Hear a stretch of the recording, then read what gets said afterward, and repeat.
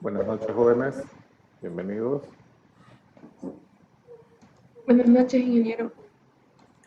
A ver, Buenas hoy me informaron de que se está moviendo una semana más, el calendario. Como nosotros estábamos trabajando al filo de las fechas, ¿no? Yo tenía que entregar nota el 21, dice que han movido no, al menos 2 semanas. Creo que porque tenemos para este 31 con ustedes, presentación, el 30 y 31 tenemos, podemos mover una semana, nos da el espacio bien holgado para poder trabajar. Entonces, tenemos el 30 con el grupo SC y el 31 con el grupo SA. Entonces, en la parte del proyecto, podemos moverlo para la primera semana de agosto, pero vamos a ir a agosto. Fíjense que está el 30 para el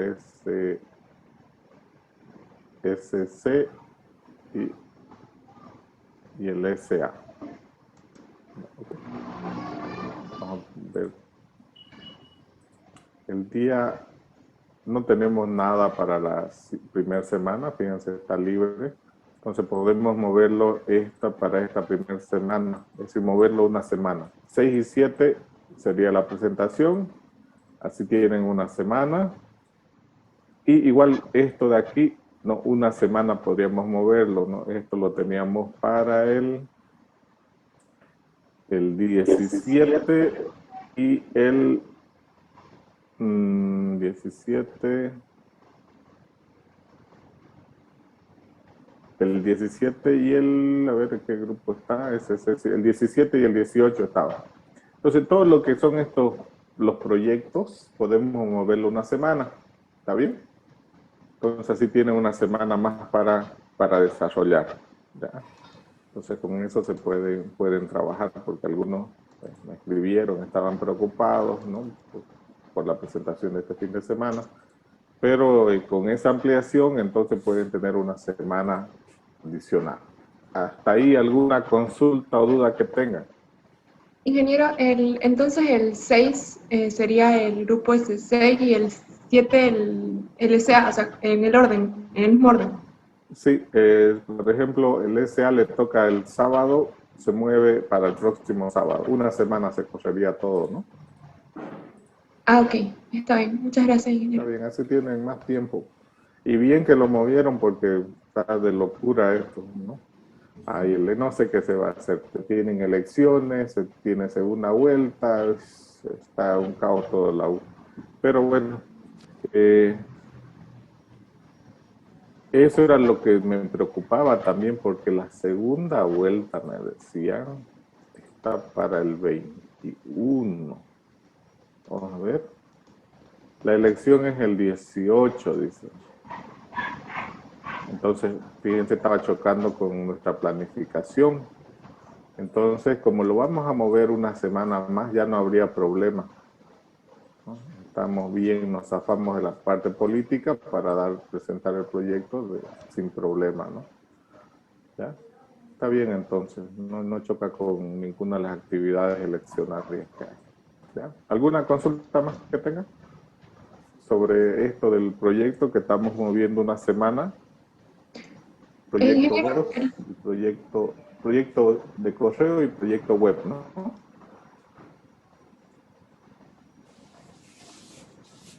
¿Ninguno?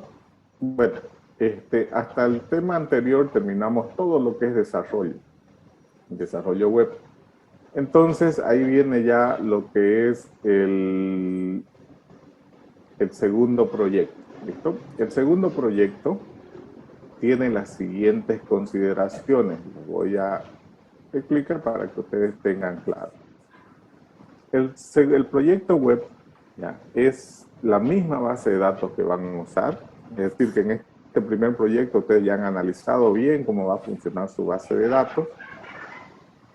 Me lo voy a grabar por si alguien no viene a clase, ya, permítanme. Esta reunión está siendo grabada. Muy bien.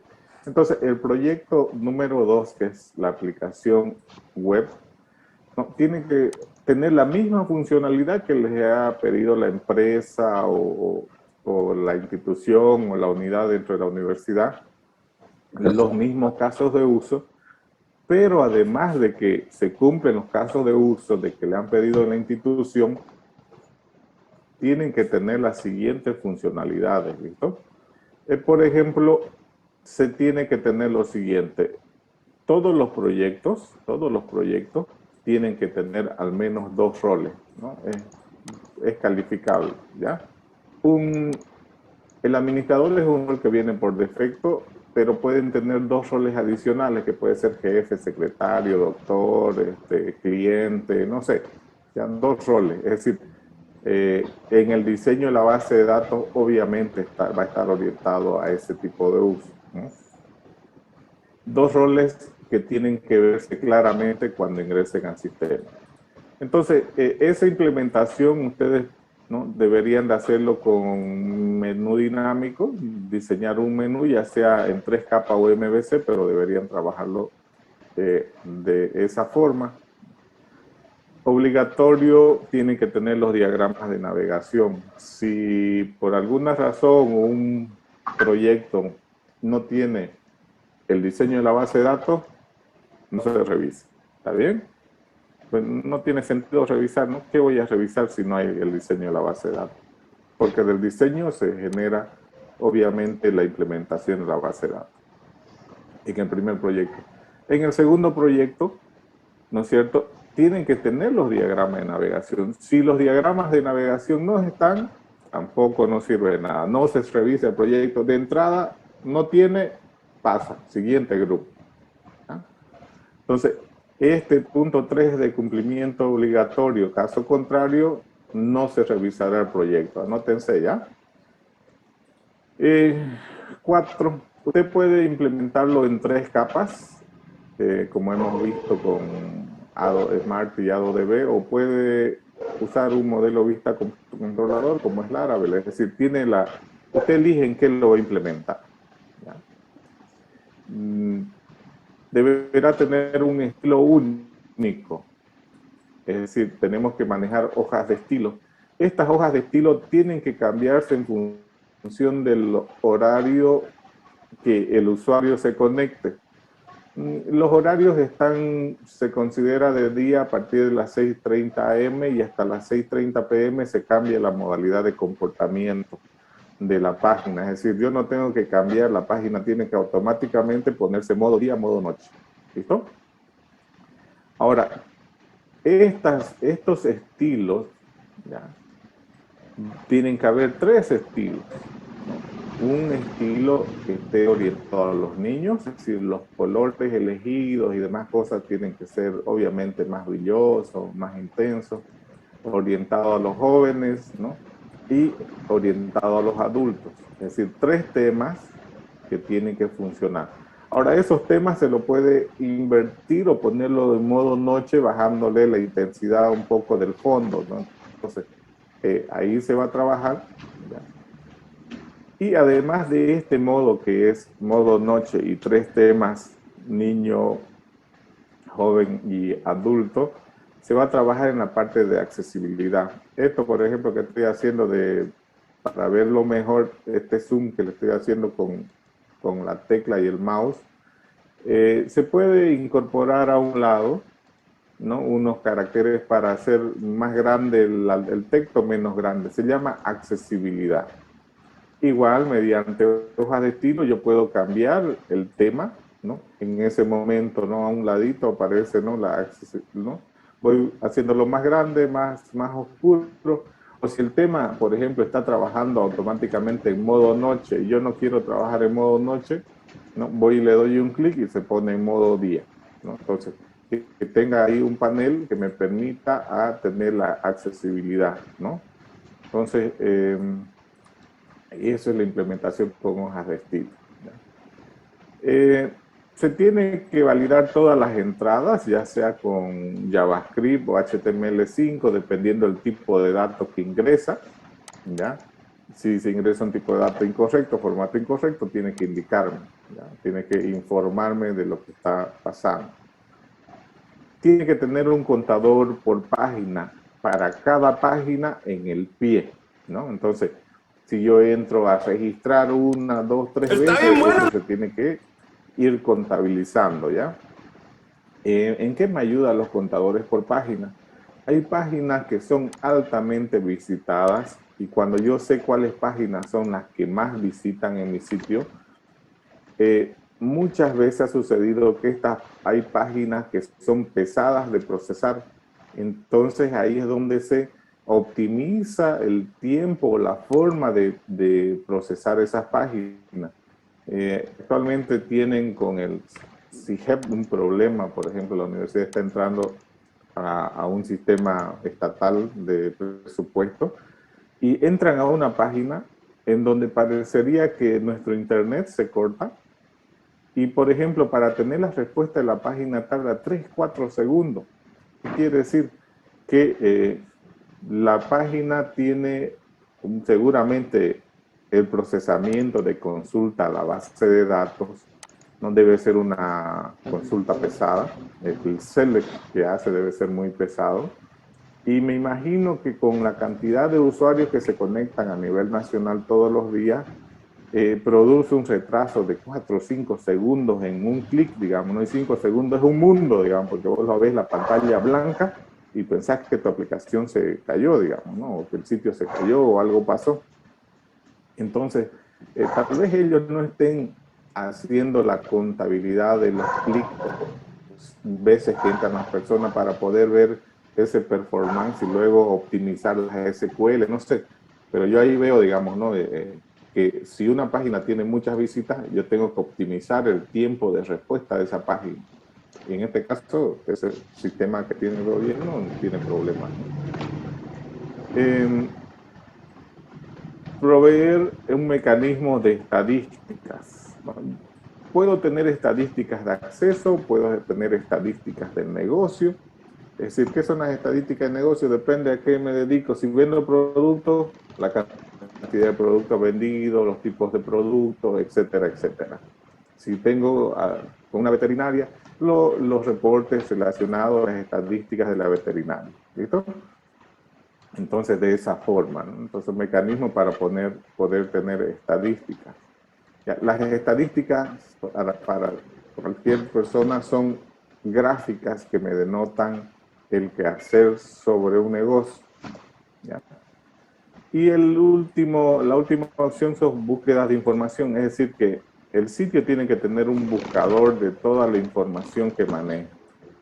Ahora, ¿no? Que esté relacionado con el usuario, ¿no? Entonces ahí hay usuarios que pueden acceder a cierto tipo de información, entonces el buscador va a estar casado con eso, pero si alguien entra con los privilegios totales, él debería poder acceder a toda la información que tiene la base de datos. ¿Listo? Entonces tiene que interactuar con la base de datos.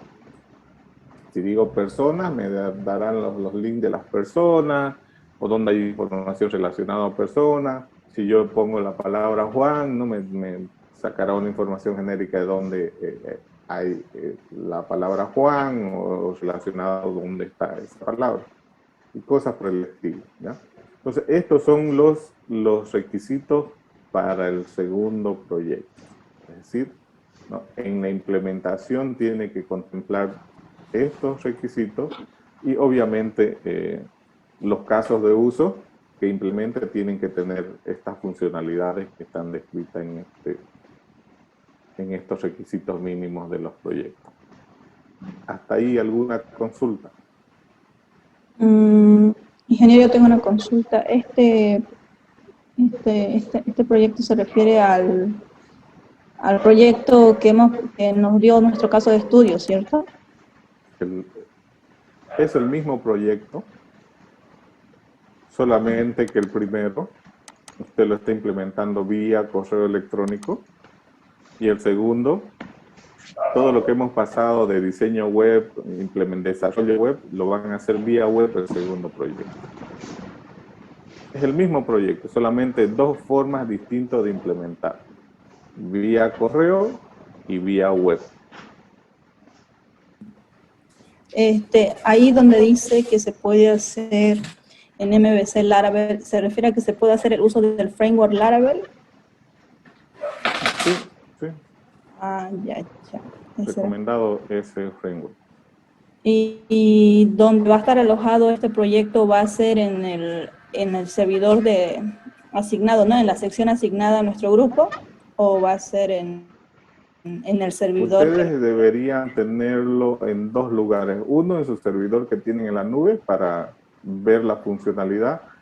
Y dos, debería estar en el servidor de práctica, ¿no? Yo lo revisaré en el servidor de práctica. Entonces, si funciona el servidor de práctica y lo llevan al servidor que han puesto en la nube, debería de funcionar, ¿no? El mismo código sin ninguna modificación, ¿no? Solo varía la dirección de la base de datos, digamos.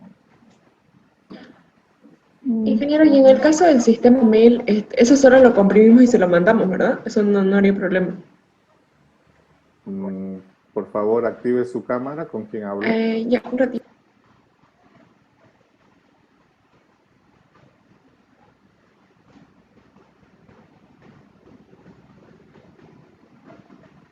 Yo, ingeniero Alejandra Murillo. Sí. Patricia, diga. Y el sistema mail no lo subiría, o sea, en el virtual sale que hay que mandarlo comprimido el proyecto. Solo lo mandaríamos comprimido. Ambos proyectos se envían. Fíjense, aquí la documentación, que es el doc que genera, y el código fuente. Todo eso se sube aquí en la plataforma. Sí, pero para realizar las pruebas, el web sí hay que subirlo a la carpeta asignada, pero el sistema mail no hay que subirlo, ¿verdad? O sea, solo se lo enviamos.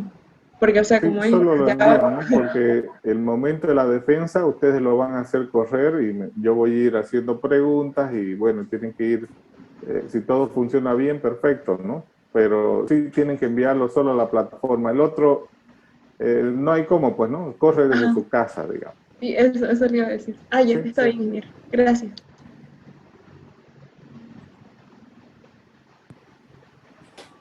Bien, ¿alguna consulta más con respecto al segundo proyecto?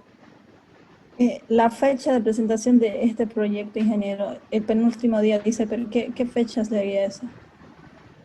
En la plataforma ya dijimos, y fue lo que hablamos hace un ratingo precisamente, ¿no? ¿Usted de qué grupo es? Recuerdo la sigla, pero de la noche, grupo, turno noche. SC. Grave que no sepa dónde está estudiando. A ver, vamos a entrar al SC, digamos. Cuando yo entro, si yo estoy en el grupo SC, vengo aquí y reviso. Aquí están todas mis actividades. ¿Ve? En la parte de calendario. Veo El SC, por ejemplo, teníamos presentación 30 teníamos. ¿Ya? Entonces, lo que hemos dicho es que le vamos a dar una semana. Como han ampliado, ¿no es cierto?, 2 semanas para entrega de notas, y nosotros íbamos a entregar esa última semana entrega de notas, no iba a haber tiempo para nada. Entonces, porque ustedes me iban a entregar a ver cómo estaba mi planificación. El grupo SC, por ejemplo, defendía el 18 y yo tenía que entregar las notas el 21. Es decir, iba a estar atareadísimo, ¿no? Entonces, lo que hemos hecho es todo mover una semana, ¿ya? Ahí entra usted al grupo que esté o donde haya presentado el proyecto, ahí está. En este caso, el grupo SC estaba para el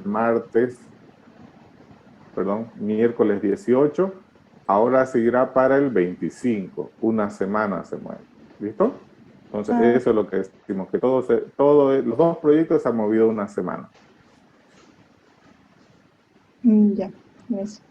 Revisen qué grupo está, por favor. Ahora, hay personas que han hecho grupos del SA y el SC. Fíjense, si lo han presentado en el SA, tiene que ser el día del SA. Si lo han presentado en el SC, el día del SC, ¿no? Si no está ahí presente, ni modo. Pero tengan cuidado en eso. ¿Ya? Hay algunos que están en el SC y ese día se presentan a querer exponer y ya no hay nada, pues era el día anterior, digamos. Tengan cuidado en eso.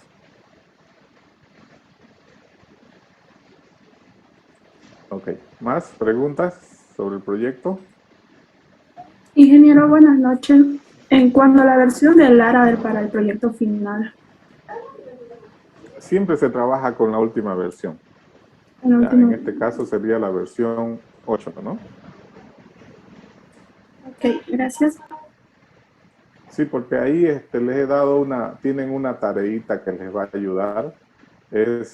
Bueno, ya lo han de haber visto el uso del, vamos a ver, creo que era para esta semana lo que tenían.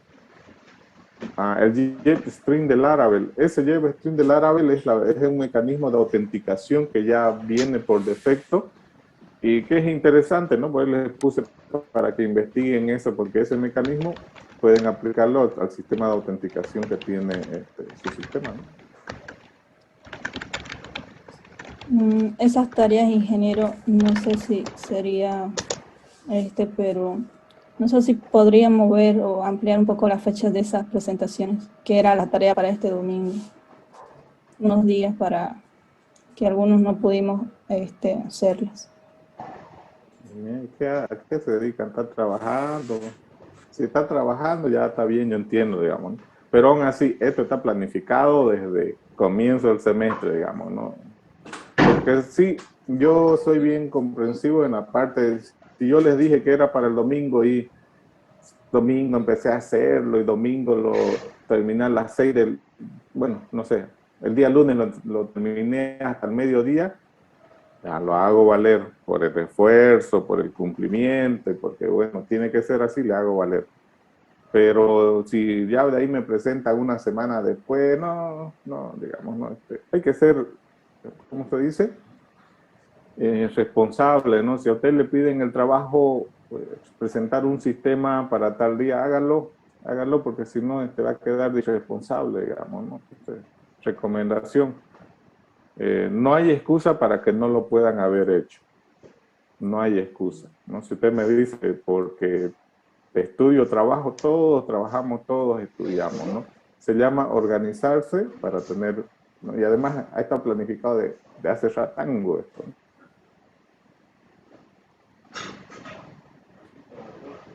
Así que los que entreguen atrasadito, que no pase de 24 horas de atraso la presentación, mi recomendación, ¿ya? Para que valga nota, ¿ya? Porque es como un examencito, ¿no? El examen no es cuando uno quiere, ¿no?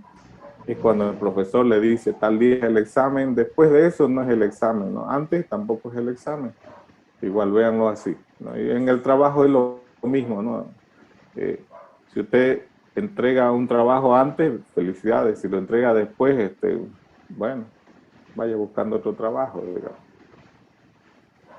Ingeniero, disculpe, con respecto al segundo proyecto, en el punto 5, de los 3 temas orientados a los niños, jóvenes y adultos, eso aplicaría al momento de, bueno, después de crearse la cuenta, supongo, ¿no? Para ver qué tipo de tema quiere aplicar. Generalmente eso se debería hacer cálculo de la fecha de nacimiento, ¿no? Entonces la fecha, pero eso para darle uno por defecto, ¿no? Si la persona, el cálculo de la fecha de nacimiento hasta ahora es de, digamos, no sé, 12 años, digamos, ¿no? Entonces le pone un formato, si es del 12 hasta los 30 o de los 20 o 30 y algo, sería joven, ¿no? Si es de los 40 para arriba, ya le da por defecto otro. Eso no quiere decir que usted no lo pueda cambiar, ¿no? Al crear se puede hacer un cálculo estimativo de la edad de la persona, pero la persona puede cambiarlo según lo que él quiera, ¿no? Ah, ok. Ok, gracias, ingeniero.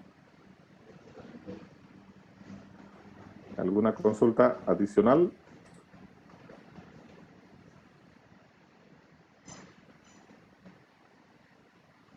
¿Ninguna? Muy bien. Hoy vamos a ir entrando entonces a uno de los últimos temas. Aparte de...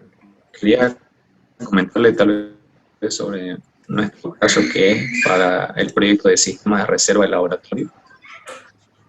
Para que la ingeniera Mariduña nos había pedido, ¿no?, que el sistema que nosotros estamos implementando tiene que ser vía web, perdón, o en todo caso tiene que tener una interfaz gráfica y no tiene un caso que nosotros lo implementemos a través de correo, como le habíamos comentado.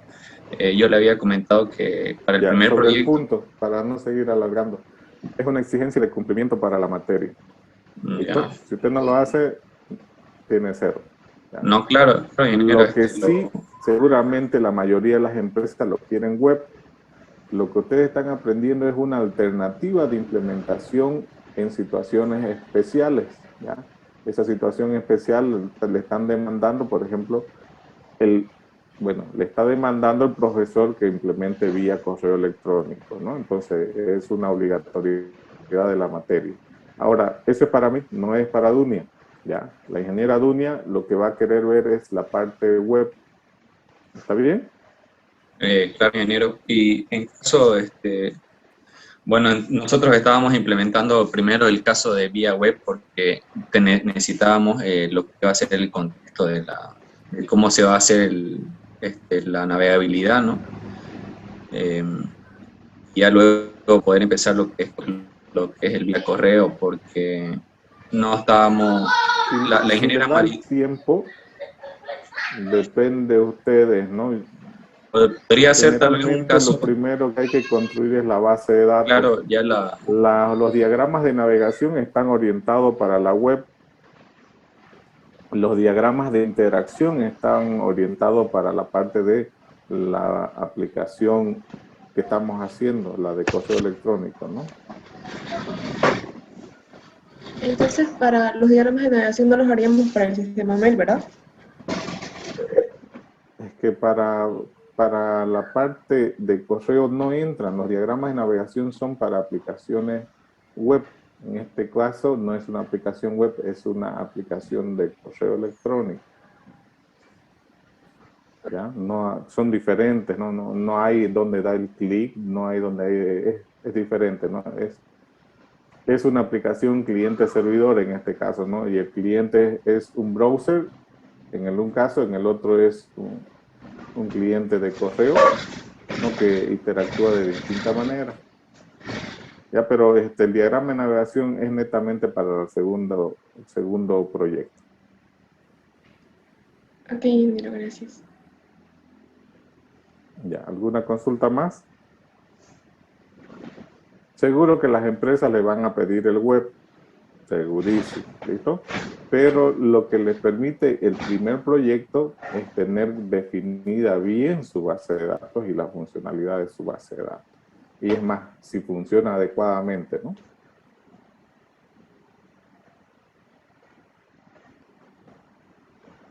Muy bien. Si no hay más consulta, entonces entramos ya al tema. Vamos a ver la parte de seguridad. Seguridad es un mundo muy, muy amplio. ¿Ya? Entonces, lo que vamos a hacer es ver las características, ¿no? Cuando hablamos nosotros, por ejemplo, de seguridad, la seguridad hay seguridad física, seguridad lógica, generalmente se divide así. La seguridad física se encarga de ver todo lo que es la infraestructura, desde el perímetro de la empresa, que si tiene cerca eléctrica, cámaras, sensores, luz, los tipos de puertas, candados, chapas y demás cosas, que el material de la construcción sea antiincendio, etcétera, etcétera, resistente.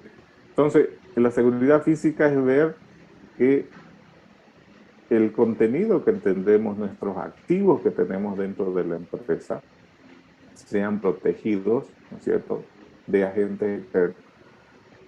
La parte de seguridad lógica, ¿no?, viene que también hagamos lo mismo, ¿no? Detectamos los activos de la información, clasificamos esos activos de la información y tratamos de proteger esos activos de la información.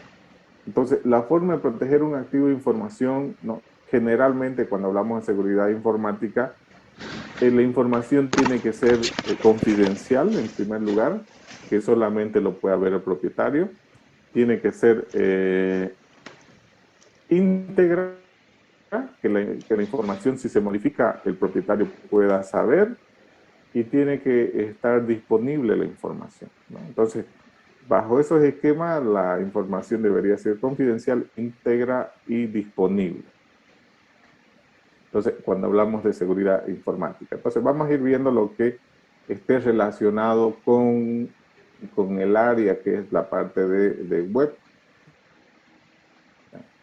Entonces, esta diapositiva es de un profesor nuestro de la Facultad Integral del Chaco, el ingeniero Colque. Y bueno, su diapositiva está bien hecha, me lo he prestado para poder usarla, ¿no? Es decir, ¿para qué voy a hacer si ya alguien lo hizo y lo hizo bien? Entonces, ¿cómo se define la seguridad? Según la RAE. Entonces, puede, dependiendo de lo que ustedes vean, ¿no? Fíjense que la seguridad se está relacionado con proteger un bien,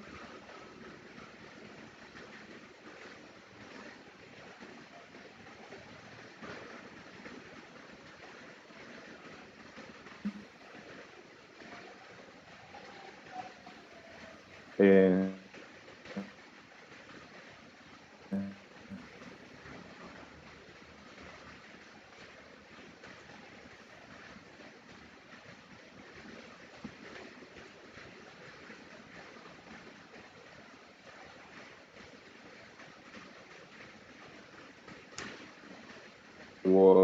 blindar la comunicación. Esta reunión está siendo grabada. En la intranet, blindar la comunicación en la extranet o en el internet, ver quién se conecta a la red, identificarlo, autenticarlo. Entonces hay un conjunto de cosas, ¿no?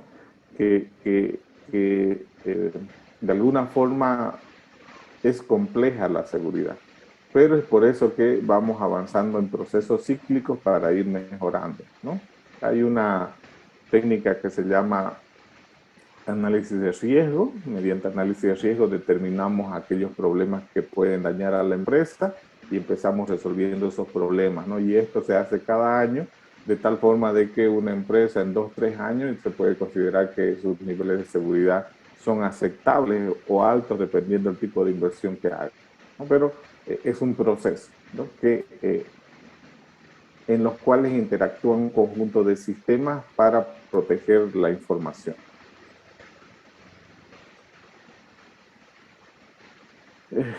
Bueno, hay diferentes problemas, ¿no? Fíjense que esto de la seguridad viene incrementando desde que apareció un computador, ¿no es cierto? El robo de información y demás cosas, ¿no? Fueron apareciendo, ¿no? Cada vez que se innova algo, aparecen problemas de seguridad, ¿ya? Primero era, por ejemplo, en los 80, cuando se crearon, la gente tenía problemas de seguridad física, iban, metían el disquete y copiaban la información, ¿no? O sea, pero eso ya lo arreglaron. En los 90 era muy obvio ir, ¿no es cierto?, y sacar de un computador la información, así que lo que hicieron fue crear programas que hagan el trabajo sucio. En este caso, ahí se crearon los virus y demás cosas que permitían, por ejemplo, infectar un computador y mediante el computador infectado sacar la información que se quería, ¿no? Entonces, con lo que apareció en Internet, entonces hubo más problemas, ¿no? No solamente yo podía hacerla desde la red, sino podía hacerlo desde afuera, ese tipo de conexión y sacar información de una empresa. Cuando llegó el año 2000, Internet pues revienta, ¿no es cierto?, con los dominios .com y demás cosas. Había muchos expertos y a partir de ese momento la información ya no se consideraba pues, por ejemplo, la comunicación por TCP/IP no es segura. Se tendría que buscar formas para enviar, porque lo que se hace es trabajar con mecanismos de que esa información que se envíe sea ilegible, por si hay alguien que la obtiene la información no va a saber qué es. Entonces se encripta la información de extremo a extremo, de tal manera de que esa información no sea legible para los que quieran la información. Entonces ahí aparecieron algunos conceptos como cifrado, descifrado, criptoanálisis, firmas digitales, autoridades de certificación, comercio electrónico. Es decir, desde que el Internet fue apareciendo, aparecieron más amenazas, pero aparecieron controles que ayudan a reducir estas amenazas, ¿ya? Entonces, de esa forma más o menos tenemos, ¿ya? El 2000 es así, de esa forma.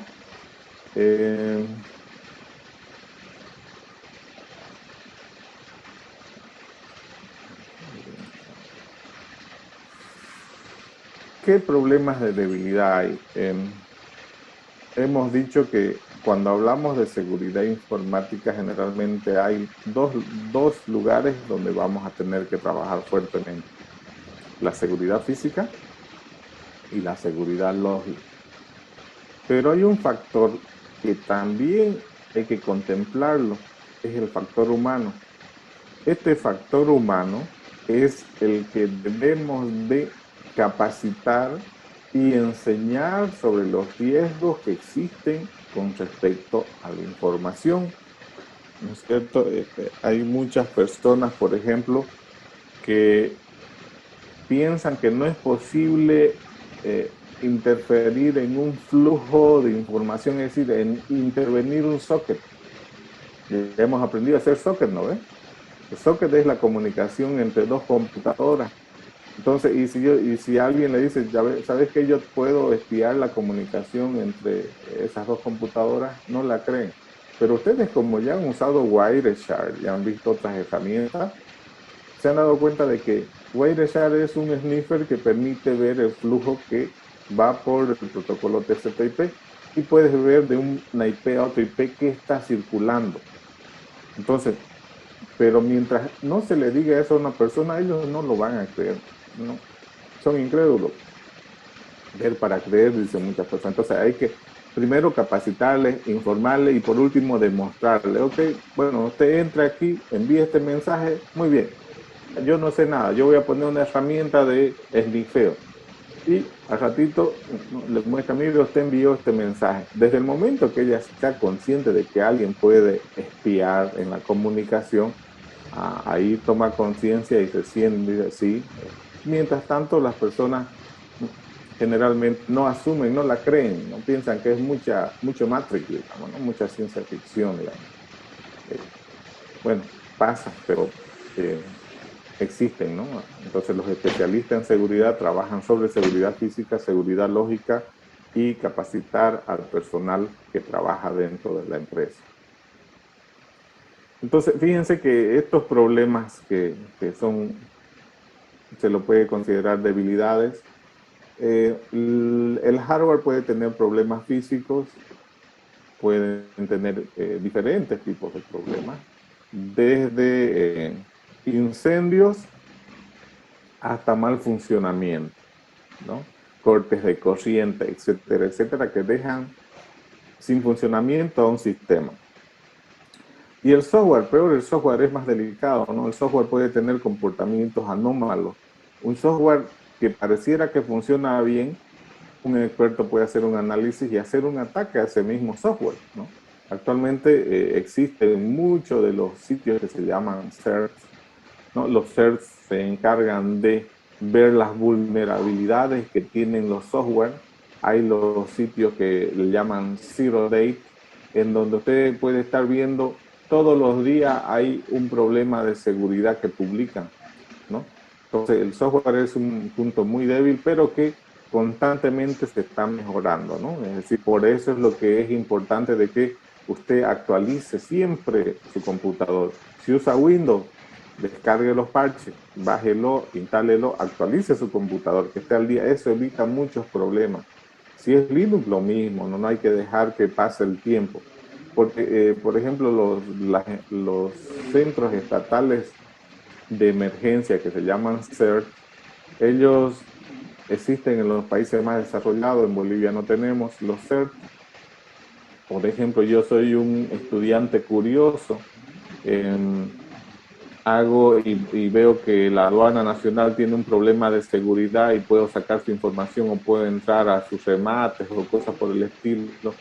Y si yo soy una persona ética y de bien y quiero decirle a la aduana de que tienen esos problemas de seguridad. Si usted va y le dice al gerente general de la aduana que ha encontrado esos problemas de seguridad, usted va a tener un serio problema porque no, con la intención de hacer práctica o aprender, usted entró a un sitio indebido, sacó información prohibida. Es más, puede ser que lo encierren a usted por, por tener esas habilidades y porque la empresa no le entiende, digamos, ¿no? Entonces, los CERT hacen como un intermediario, es decir, yo como no puedo ir a la aduana y decir, mire, así me entré a su base de datos y tengo todas las claves, porque me van a iniciar un proceso, ¿no es cierto?, de delito, de alguna figura se van a inventar. Entonces, lo que hacen los CERT es yo informo al CERT que hay un problema de seguridad, le indico al CERT cuál es el software y cuál es el procedimiento que yo exploté ese problema de seguridad. El CERT, como una institución estatal nacional, lo que hace es me protege. A mí me dice, muy bien, gracias por los datos. Y ellos informan a la instancia, ellos informan a la aduana y le dicen, señores de la aduana, ustedes tienen un problema de seguridad, ¿no? Y ¿no? Este es el problema de seguridad. Les replican formalmente y la aduana tiene un tiempo de aproximadamente 30 días de resolver su problema de seguridad, ¿ya? Entonces, si en los 30 días la aduana no resuelve su problema, el CERT publica la vulnerabilidad, ¿no? No dice que es de la aduana, ¿no? Publica, dice, ¿no? Servidor Windows NT, versión tanto, base de datos SQL Server, versión tanto, este es el camino de explotación, y lo entrega. Y todo el mundo ya sabe cómo atacar ese tipo de servidor y ese tipo de versión de base de datos, ¿no? Entonces, si en 30 días la aduana no resolvió su problema y hay alguien que se entre, es problema de la aduana, ¿no? Ya no es problema porque uno denunció mediante el CERT el problema de seguridad, el CERT dio 30 días y después de 30 días el CERT publica la vulnerabilidad. Bueno, así se manejan en casi todos los países del mundo. Es un sitio donde yo puedo recurrir cuando encuentro problemas de seguridad para protegerme, digamos, ¿no es cierto?, de alguna manera, porque puede ser que yo haya usado herramientas, digamos, no aceptadas y pueden considerarlo como un robo. Entonces, los CERT me ayudan mucho en eso, ¿ya? Entonces, pero bueno, no tenemos esos CERTs aquí en nuestro país, ¿no? Bueno, habíamos dicho que la base para hablar de seguridad es confidencialidad, integridad y disponibilidad, ¿no? Lo ideal es contar con estos tres pilares fundamentales y saber con qué lograr esto. La confidencialidad no quiere decir que la información solamente sea vista por el propietario, la integridad de que la información, si es modificada, el propietario sepa, y la disponibilidad es que cuando yo la requiera, la información esté disponible. ¿Cómo logramos esto? Hay diferentes formas. Ahí está la parte de la criptografía, me da la parte de confidencialidad, parte de criptografía me dan las funciones hash que me permiten integridad de la información y mediante un sistema de respaldo o duplicación de servidores o duplicación de base de datos, también permito la parte de disponibilidad. Más allá de la integridad, integridad, confidencialidad y disponibilidad, hay conceptos como no repudio de origen y destino. ¿Y a qué se refiere esto? Si yo en este momento les pregunto a ustedes, si usted recibe un correo que diga, a ver, ¿quién está? A luchoarce@presidencia.gov.bo y le diga, no, querido estudiante, lo estoy invitando a que venga al Palacio Quemado a una reunión. Usted recibe el correo, ¿qué haría? ¿Va a La Paz a la reunión con Lucho Arce? ¿Qué harían? A ver, No creo, cuéntenme. no creo. ¿Por qué no? Tal vez revisaríamos la firma digital. Ya, el por qué no irían, digamos. Porque no es algo común que sucede, entonces ahí hay desconfianza, yo creo. Desde mi parte habría desconfianza, ¿no? Y por ahí le invitó realmente el presidente. Habría que validar la información, verificar bueno, antes de hacer Pero, algo, ¿no? Respecto a eso. pero usted, ¿no? Usted tiene esa desconfianza porque usted sabe y hizo sus pruebas que puede enviar correo electrónico de parte de quien sea, ¿no? Sí, O sea, usted lo sintió de que eso puede pasar que sea falso, pero usted porque vivió la experiencia. Si usted es una persona común, ¿no es cierto? Alguien que no está tan preparado como ustedes, le llega un correo, se va la paz la persona. No importa que sea abogado, además que se va, porque ellos confían en la tecnología, tal como nosotros confiamos en que la luz funciona y todo funciona bien. Las personas confían en la tecnología, solamente que nosotros somos más curiosos y sabemos que se pueden hacer algunos trucos, como usted dijo, ¿no? Que no sean reales y correctos. Puede ser que el correo sea auténtico o puede ser que el correo sea falso, pero con los correos que hemos visto no podemos saber cómo, ¿no? Entonces, fíjense que hemos mandado correos y nuestra aplicacioncita manda correos, pero nuestros correos no le podemos dar fe al usuario de que nuestro correo es auténtico. ¿Por qué? Porque el compañero, el mejor alumno de redes, que lo sabe usar bien Wireshark, mientras yo desde mi máquina estoy enviando mi correo, él está en el mismo laboratorio, puede interferir el socket, cambiarle las palabras y en línea volver a mandar otra información. Porque es habilidoso, pues, ¿no? Y no pudiese tener un problema de seguridad y lo que usted dice, no sé, no me arriesgaría. Está bien. Entonces, ¿cómo resolvemos esto? Su compañero dijo, usando certificados digitales. Muy bien, pero ¿qué hace un certificado digital? En realidad, el concepto se llama no repudio de origen y destino. ¿Qué quiere decir? Que yo, cuando envío un correo, no me voy a negar, es decir, no puedo negarme porque va a haber un mecanismo que asegure de que es quien envió. Y lo mismo, cuando usted reciba el correo, usted no se puede negar que no lo recibió. Entonces, hay un mecanismo, ¿no?, que permite verificar quién envió y quién recibió el correo, ¿no? Entonces, hay un mecanismo de identificación. Y si yo tengo la certeza de que luchoarce@presidencia.gov.bo, no, me llega eso, si yo tengo la certeza de que es él, yo me voy a La Paz, como dijo su compañera, ¿no? A la reunión o lo que sea que me inviten, ¿no? Entonces, si yo tengo ese mecanismo, ¿no? Entonces este mecanismo se llama el no repudio de origen, es decir, tener las cosas claras, ¿ya?, que no permitan que sea un mecanismo falso. ¿Y cómo lo hacemos? Con certificados digitales, ¿no? Los certificados digitales hay de dos tipos. Hay unos que están conformados para la firma digital, para el uso de correo electrónico, y hay otro certificado digital que está construido para los sitios web. Es decir, si un sitio web, ¿no es cierto?, han entrado varias veces a los sitios web, se ve si un sitio web tiene firma digital, ¿no? Aparece en la parte superior un iconito que indica que es esto.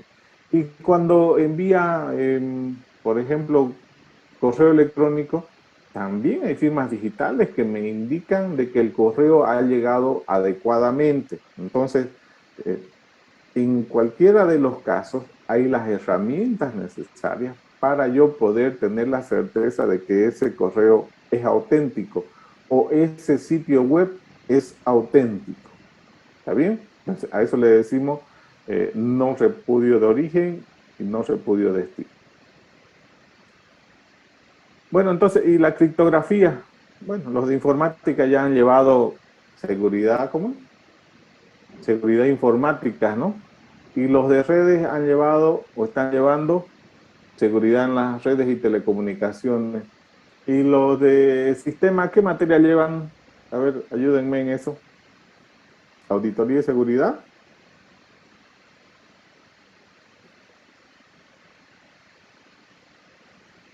Auditoría informática, son. Auditoría informática. Y ahí ven los términos o conceptos de criptografía y demás.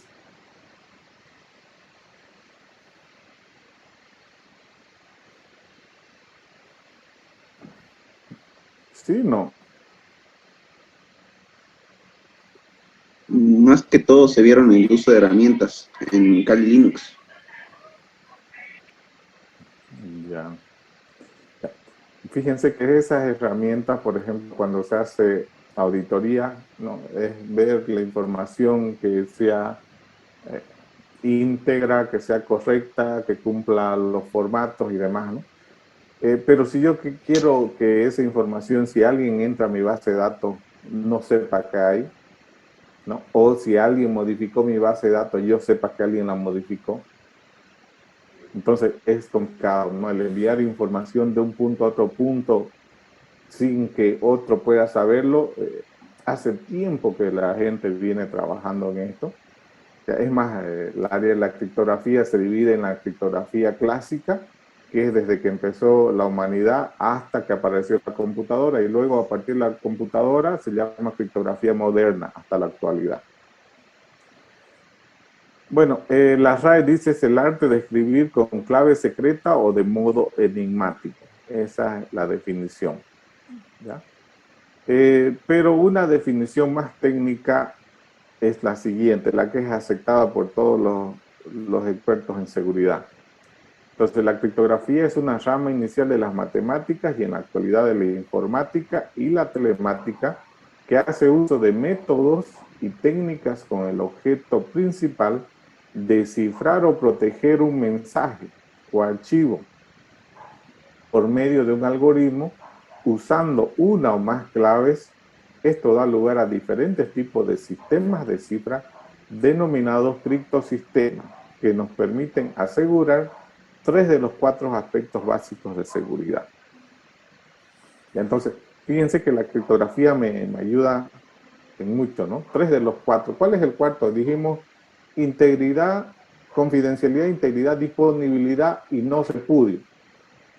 3 de ellos cubre la criptografía, ¿no? Entonces, y uno de ellos, que es la disponibilidad, que se lo usa mediante mecanismos de respaldo, duplicación de información, para tener la información disponible. Pero esta es la definición más acertada de lo que es la criptografía. Entonces, si yo tengo un texto, un mensaje original en claro, y por ejemplo, quiero ocultar esa información, hacer un texto ilegible, yo uso un algoritmo de encriptación. Ese algoritmo de encriptación a ese texto lo va a dejar ilegible. Ese texto ilegible se llama cifra o datos cifrados. Si yo quiero esos datos cifrados volver o restaurar a un texto legible, utilizo, ¿no?, un algoritmo que me permita restaurar esa información a la información original. Entonces, la criptografía hace este proceso, el proceso de ocultar un texto y luego restaurarlo a su formato. Entonces, a esto le llamamos criptografía. Entonces, cuando usamos criptografía, generalmente vamos a tener nosotros, por ejemplo, un texto, un mensaje M. Ese mensaje M va a ser encriptado de alguna manera por un algoritmo, y ese texto encriptado, mensaje cifrado, va a ir por el medio de transmisión, y cuando llegue al receptor, el receptor lo recibe, lo desencripta y obtiene el texto original, ¿ya? En ese sentido. Entonces, si alguien quiere espiar el tráfico de del envío de mi información, por más que tenga una copia del archivo que envíe, no va a poder saber qué es lo que hay. Entonces, ¿no es cierto? Yo protejo en el tránsito, pero pueden haber algunos problemas que ya tienen que ver con la seguridad en el host, ¿no?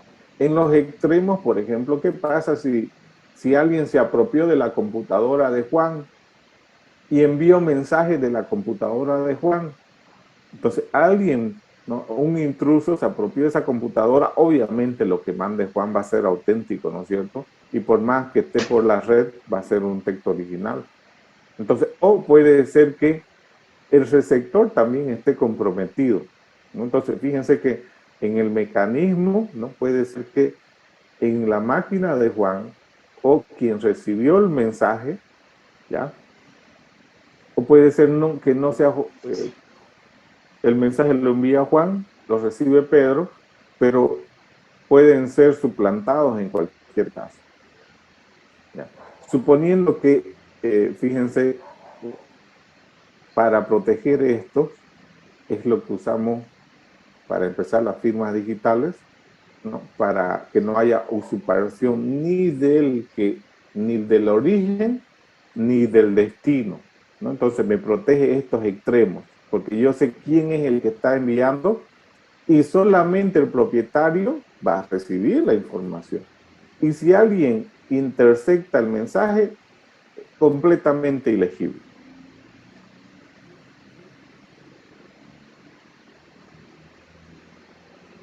Bueno, sea cual sea el medio de transmisión, enlace, red, telefonía, red de datos, discos, etcétera, etcétera, siempre y por definición será inseguro y habrá que adaptarse a este medio, ¿no? Entonces, bueno, por el momento todos los sistemas son inseguros, todos los sistemas de transmisión, todos los que hay. Entonces, hay que cuidar, ¿no es cierto?, que el que envía es quien dice ser, que el que recibe es el propietario y que si hay alguien en el medio de transmisión espiando, que no pueda leerlo, ¿ya? Entonces, en función de esto se han creado diferentes criptosistemas. La idea es enviar información de un extremo a otro. Para eso se han creado entonces algoritmos que me permiten proteger el medio de transmisión, ¿no? Mediante algoritmos que transforman ese texto claro, texto base, a texto cifrado, ¿no? El texto cifrado viaja por la red y el receptor recibe el texto cifrado y lo vuelve a texto claro. Pero fíjense que para que ese texto no sea violentado porque alguien usurpó la computadora del origen, ¿no? La computadora de Juan. Entonces, Juan tiene una clave. Y sin esa clave de Juan no se puede cifrar. Y la misma clave que tiene Juan la tiene Pedro. Cosa que cuando Juan cifra un texto y se lo envía a Pedro, Pedro recibe el texto y con la misma clave que se cifró, se descifra, ¿no? Fíjense que ahí, para empezar, estoy, ¿no?, hablando de que la clave, ¿no?, es la misma clave. Es decir, por un lado yo tengo certeza, es la clave de Juan, porque si fuese otra clave, yo no podría descifrar. Entonces ese texto sería ilegible, ¿no? Entonces, por un lado, ahí ya tengo una identificación del emisor, ¿no? Lo identifiqué al emisor, ¿no? Ahora, si alguien me dice, uy, pero si lo raptan y le quitan la clave, bueno, esa es otra historia, ¿no? Pero si fuera el mundo que decimos, Juan tiene su clave, cifra, envía, Pedro tiene la misma clave que es de Juan, descifra y tiene el texto libre. Entonces, está un mecanismo de envío seguro.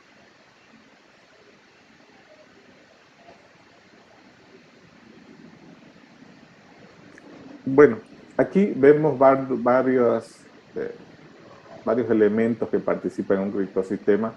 Está el mensaje M, está la clave K, está el mensaje cifrado C, ¿ya? hay algoritmos que permiten el cifrado, ¿no? O algoritmos que podemos llamarlo, por ejemplo, E sub K, ¿no es cierto? Es un algoritmo de encriptación. D sub K es un algoritmo de desencriptación. E sub K recibe un texto claro y lo cifra, y D sub K recibe un texto cifrado y lo descifra, ¿no? De esa forma trabaja un criptosistema. Entonces, algunas funciones, ¿no?, que aplican, por ejemplo, la primera dice, es una función de encriptación que recibe como parámetro M. Esta función devuelve un texto cifrado C. Tenemos en la segunda línea una función que recibe el texto cifrado, una función D de desencriptación, que recibe como parámetro el texto cifrado y me devuelve el texto original, ¿ya? Entonces, esto es cuando no uso texto, pero cuando quiero identificar al propietario, el propietario tiene una clave. Si se usa una clave, entonces en la línea 4 tenemos el algoritmo de encriptación recibe la llave y el texto original, ¿ya? Para desencriptar recibe la llave y el texto cifrado, ¿ya? Entonces, esas son las funciones y operaciones comúnmente utilizadas en los procesos de encriptación.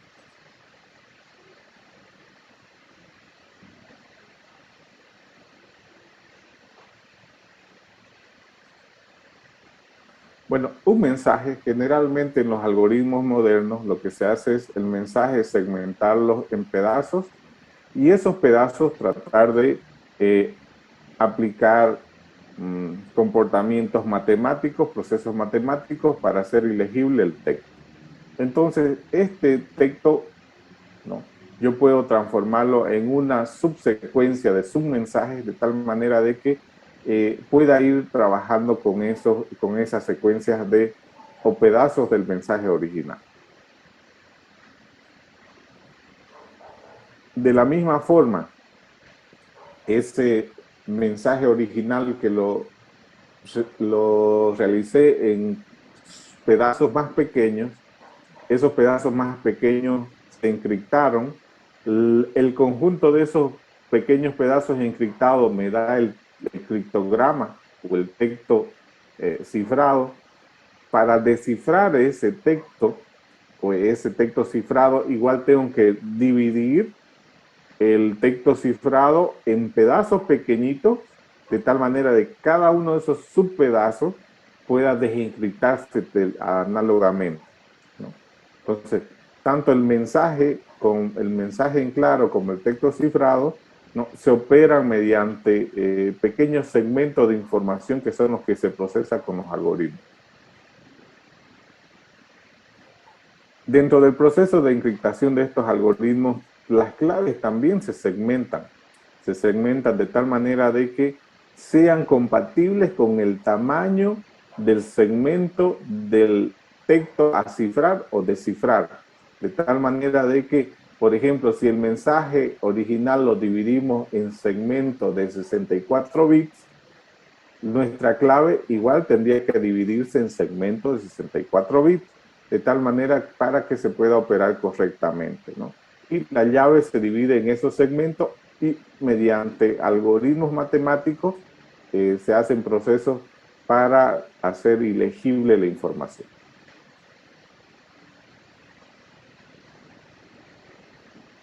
Bueno, generalmente hay un estudio de la fortaleza de las contraseñas.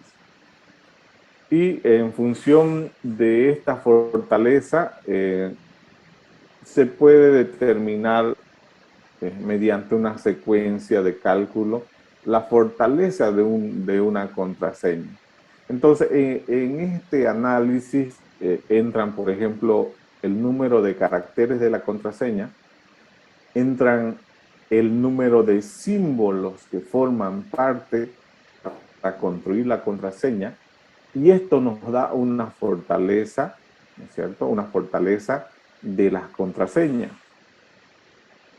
Por eso es que actualmente cuando usted cambia de contraseña, le dice la contraseña debe tener un carácter mayúscula, al menos un minúscula, un dígito y al menos un separador. Es porque el universo de símbolos, ¿no? 26 símbolos del alfabeto mayúscula, 26 del alfabeto minúscula, 10 dígitos y 20 separadores me da un universo muy alto, digamos.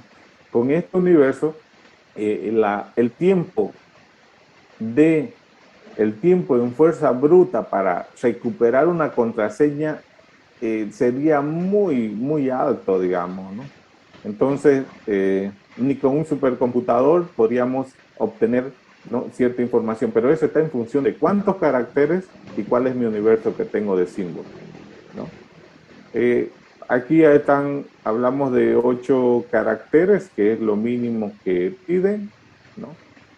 Fíjense que se llevaría 58.383 años en hallar la contraseña, es decir, ¿no?, pero teniendo 76 símbolos como universo, ¿no es cierto?, del alfabeto cifrador, ¿no? Entonces que el atacante se va a morir buscando una contraseña, ¿ya? Y si se sube más, entonces si usted sube a 9 caracteres o a 10 caracteres, eso se va a hacer, como se dice, va a tardar más tiempo. A ver, vamos a ver, creo que lo tengo por aquí. Con los de cripto, con los de seguridad en redes, vemos nosotros eso. Vamos a ver si está por aquí.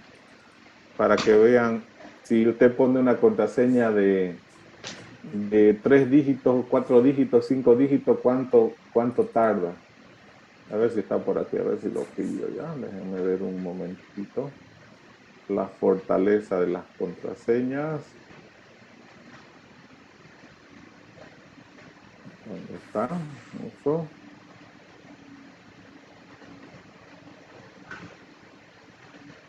La parte de autenticación, por aquí, a ver. Por aquí creo que pusimos algo. Aquí está. Miren, le voy a mostrar esta diapositiva.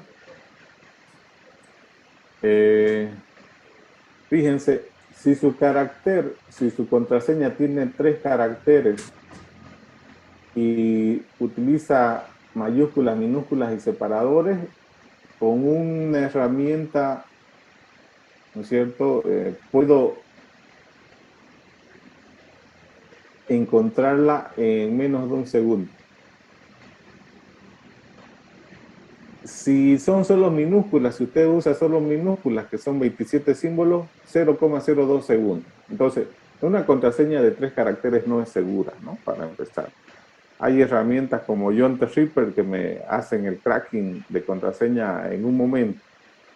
Si uso 4 caracteres, voy a tardar 1.36 minutos. Pero si uso solo minúsculas, fíjense, 0,046 segundos, es decir, más rápido. Si uso 5 caracteres, vamos a tardar 2 horas, ¿no?, o la herramienta tardará 2 horas 15 en descubrir su contraseña.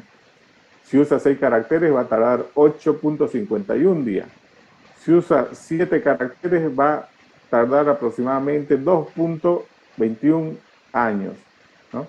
Si usa 9 caracteres, fíjense. Entonces, la contraseña más o menos aceptada es la de 8 caracteres. Pero en este ejemplo, ¿no?, si solo usa minúscula, fíjense, una contraseña con solo minúscula va a tardar 2.42 días a una contraseña de 8 caracteres. Esto obviamente por fuerza bruta, ¿no? Es decir, que va a ir probando, si fuera de 3 caracteres va a empezar AAA, 3A, luego AB, los tiempos de la cantidad del universo. En este ejemplo dice 2.10 centurias, pero aquí deben estar considerando todo el código ASCII, 256 símbolos, digamos, ¿no? Entonces, obviamente con 256 símbolos se tarda por lo menos 2 centurias en encontrar. Bueno, eso es lo que tenemos con respecto a eso. Vamos a continuar con donde estaba la otra. Bien. Entonces, con respecto a la fortaleza de las contraseñas. ¿Listo? Aquí estamos hablando de 76 símbolos y tarda 58.000 años en adivinar. ¿No? Los algoritmos hash. ¿Qué son los algoritmos hash? Ustedes lo deben haber usado constantemente. Los algoritmos hash me permiten saber si un texto ha sido modificado. Por ejemplo, cuando usted descarga algo de internet, generalmente el que puso el documento original le pone una secuencia numérica que es un MD5, SHA-1, SHA-2, que es un resumen que me permite detectar si alguien modifica un bit en el archivo original. Entonces, las funciones hash son para eso. Analizan una cantidad de información y me otorgan una secuencia de caracteres que le llaman firma o resumen. Esta secuencia no la puede tener otro mensaje, digamos, ¿no? Esta secuencia es única, ¿ya? Entonces, no pueden existir dos mensajes que tengan la misma secuencia, ¿no? O la misma firma le llaman, ¿no? La misma secuencia de caracteres que permita generar eso. Entonces, las funciones hash, hay varias funciones que permiten obtener este resultado, ¿ya? Por ejemplo, voy a ir, para que veamos en línea, voy a buscar funciones hash en línea.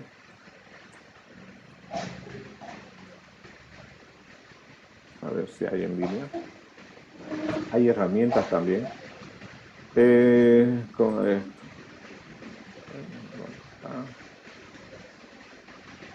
Aquí hay varios, vamos a ver si están.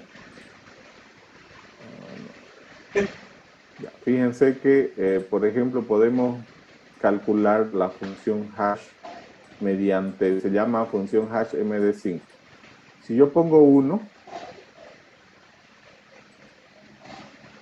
un carácter que tiene aquí me genera esta función hash. No, le llaman algunos textos le llaman la firma. ¿Qué quiere decir? Si a este mensaje alguien, voy a copiar esta información, por favor, para que ustedes lo comparen. Voy a ir a abrir el header. Para alinear un poco. El 1, cuando aplico MD5, me genera este valor. Fíjense eso. Es decir, ¿qué pasa si el hacker me cambia el 1 por el 2? Es decir, él es muy habilidoso ahí, parece de redes. Ya. Va y modifica el paquete que va por la red y le pone 2. El 2 genera otra secuencia. Voy a colocarlo ahí a un ladito para que ustedes lo vayan viendo. Entonces, el número 2, aplicando la misma función MD5, ¿no?, me genera una secuencia que es distinta. Fíjense. Y así sucesivamente. Es decir, desde este valor hasta un mensaje. A ver, voy a poner. Seguridad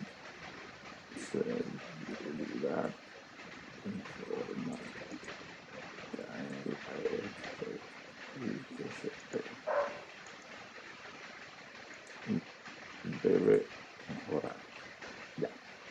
Fíjense, ese es un mensaje que yo lo estoy enviando por la red, pero para que yo sepa si alguien me modificó, voy a ir y voy a poner el mismo mensaje y voy a aplicar MD5 y voy a calcular el hash. Entonces, fíjense que el hash que me genera es este. Ahora, yo voy a cambiar, voy a borrar esta comita. ¿Listo? y van a ver cómo va a cambiar al borrar. Vuelvo a generar. Voy a copiar esto ya.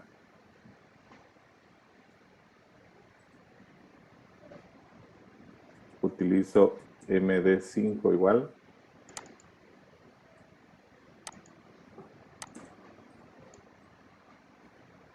Y cuando miro aquí, fíjense que cambió. Cambió al mover, inclusive si lo moviera un bit, va a cambiar esto. Entonces, ¿esto qué quiere decir? Esto quiere decir que yo tengo la capacidad de ver si la información es íntegra. Y si alguien me modificó la información al enviar en tránsito o donde tema, ¿ya?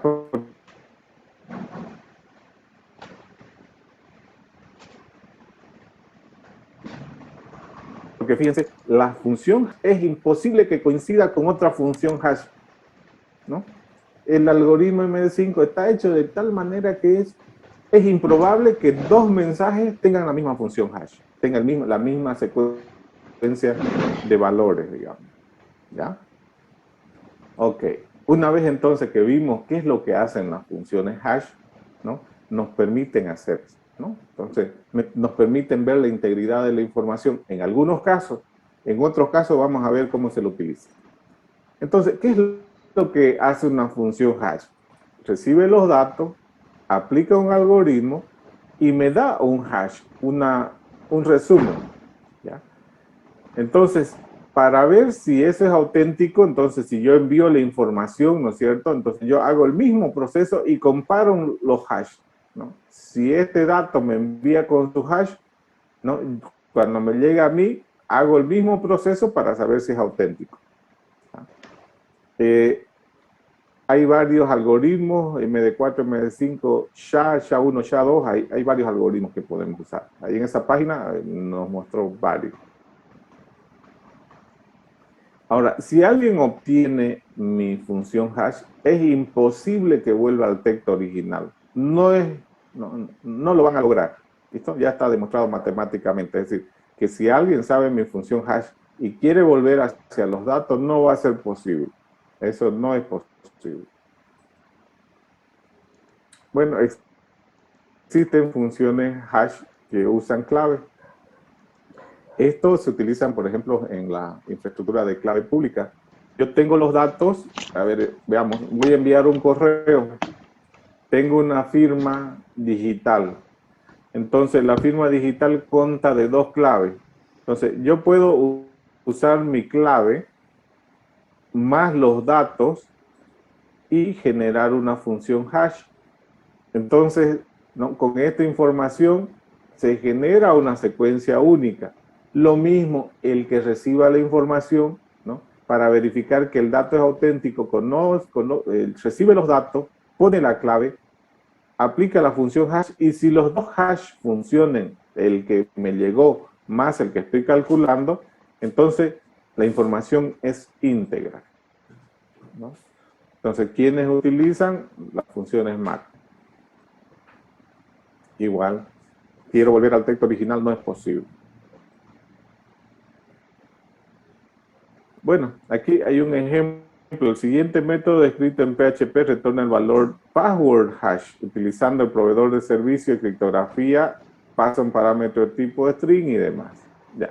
Este es un ejemplito que, por ejemplo, se puede aplicar en PHP, en donde podemos generar, ¿no?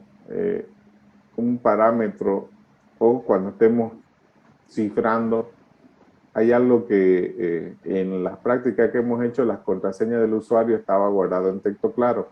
Generalmente las contraseñas no se guardan en texto claro, se guardan el resumen, es decir, se aplica una función hash a ese texto para verificar. Y fíjense, si usted quiere hacerlo en PHP, hay una función que se llama password-hash. El primer parámetro es un string, el segundo parámetro, ¿no? Puedo usar, por ejemplo, password default password decrypt, ¿no? Hay varios algoritmos que utilizan, ¿ya?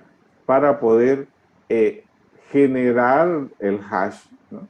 Para este caso, este ejemplo, Facultad de Ingeniería, esta es la agarrar y aplicarlo esto de tal manera que estamos, ¿no?, usando mediante un lenguaje script el uso de funciones hash.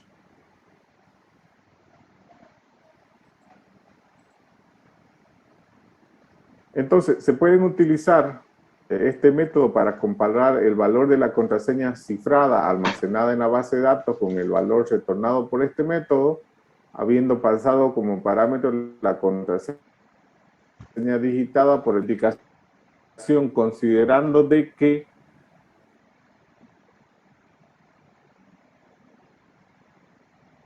la contraseña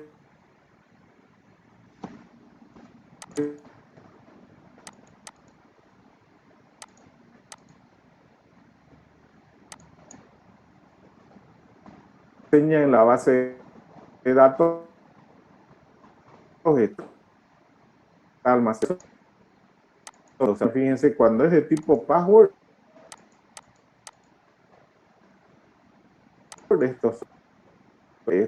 podemos ahora otra función, fíjense que de esa forma lo agarramos y lo recibimos en texto claro, pero podemos aplicar, ¿no?, a ese texto que hemos recibido del formulario, podemos agarrar y transformarlo en una función hash, de tal forma que yo pueda comparar con lo que hay en la base de datos.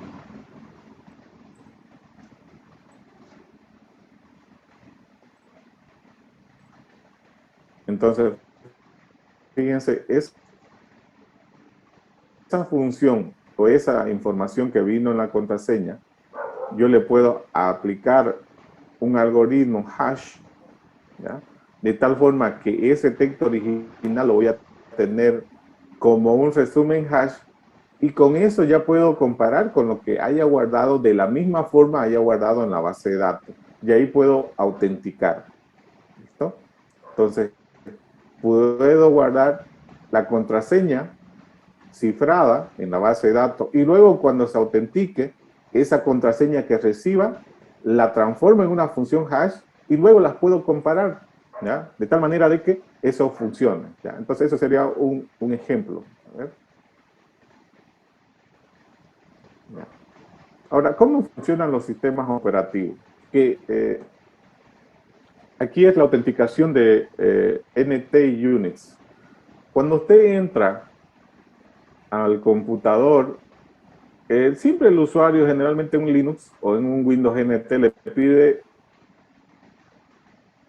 el usuario y contraseña. Entonces, lo que sucede es que, ¿no?, hay que, por ejemplo, crear esos usuarios en la base de datos, ¿no? Es decir, siempre se crean las cuentas para que puedan autenticarse en el servidor, ¿ya?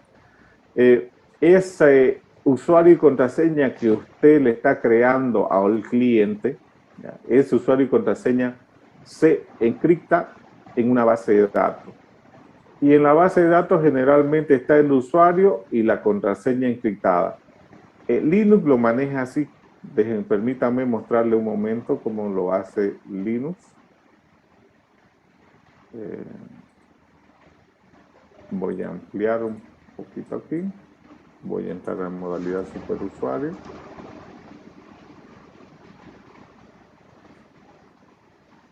El archivo se llama Shadow.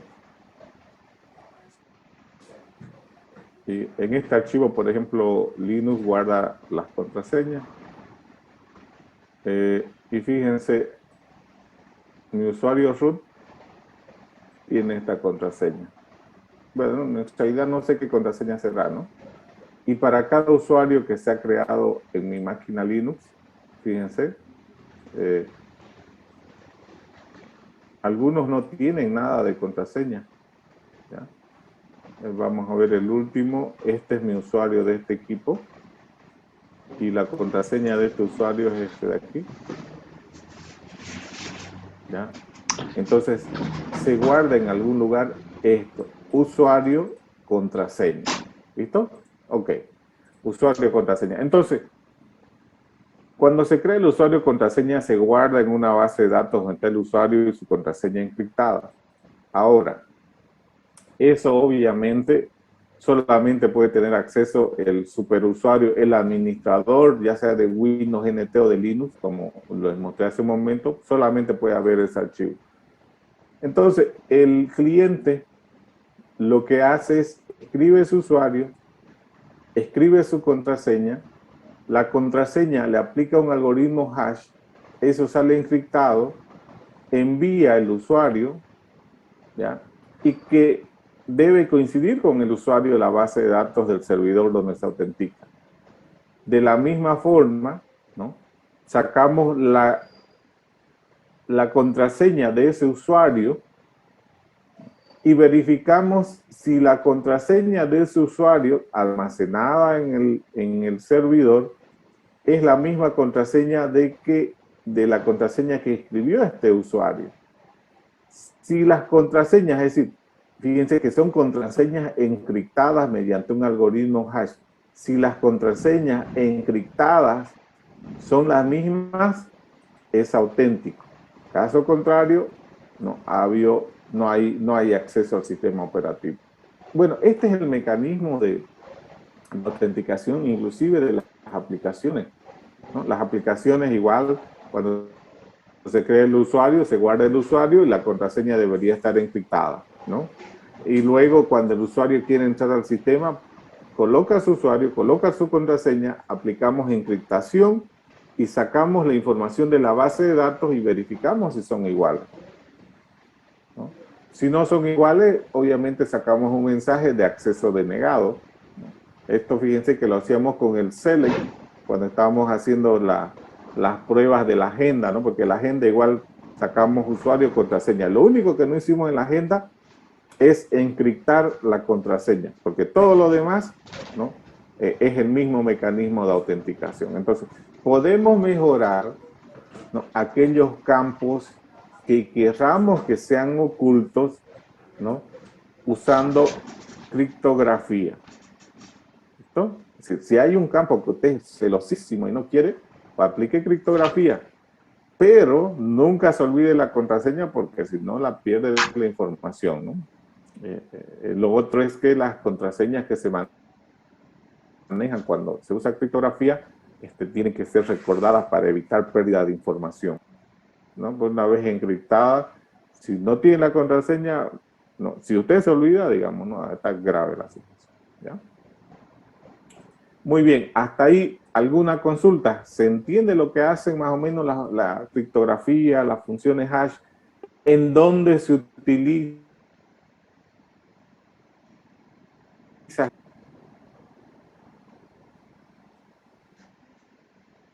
Más o menos. Sí, se entiende. Como digo, ¿no? El hash nos serviría pues para la verificación de que la función hash te da un resultado unívoco que no saldría de otro valor ingresado, ¿no?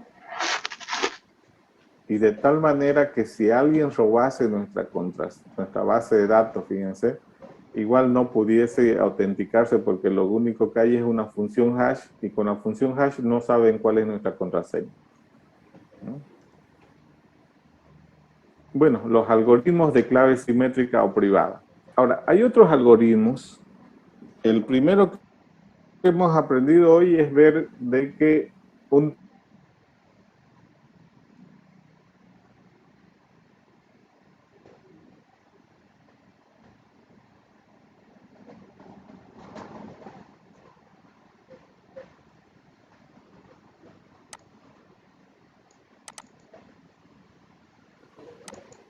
de nuevo, esperen, ¿qué pasó aquí? Se saltó, se volvió. Ok, ahí. Entonces, cuando hablamos de criptosistema asimétrico, quiere decir que cuando yo quiero encriptar algo, tengo que usar la misma contraseña para desencriptar, ¿no? Ese es el requisito, ¿ya? Es decir, yo tengo la información texto original, quiero tenerla oculto, entonces uso una contraseña Uso un algoritmo, eso me va a dejar un texto cifrado. Esto lo puedo guardar en la base de datos, ¿no? Teniendo cuidado de que la clave la conserve, ¿ya? Si yo quiero desencriptar eso, ¿no? Utilizo la misma clave. Fíjense que es la misma clave en la criptosistema simétrico, ¿no? Para encriptar y desencriptar tengo que usar la misma clave. Entonces, con la misma clave privada, utilizo el mismo algoritmo y devuelvo el texto original, ¿no? Generalmente esto se puede usar en la información que yo quiero cifrar dentro de la base de datos, ¿ya? Entonces podría usarla de esa forma, ¿no? Llevar el texto original al texto ilegible y el texto ilegible al texto original. Entonces, usando un sistema simétrico. Los algoritmos que puede usted usar, por ahí está, fíjese, D, triple D, IDEA, ¿no? Igual podemos buscar en internet, ¿no? Algoritmos. Vamos a ver, cripto sistemas online.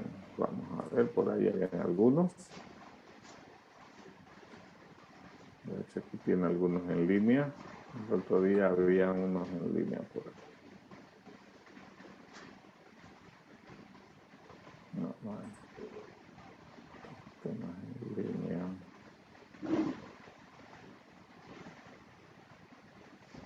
No hay algún... ¿Dónde era?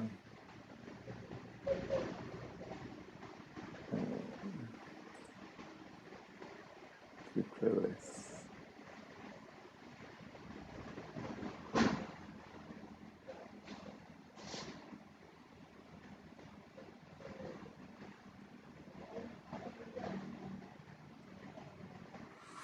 Bueno, a ver, vamos a entrar ahí.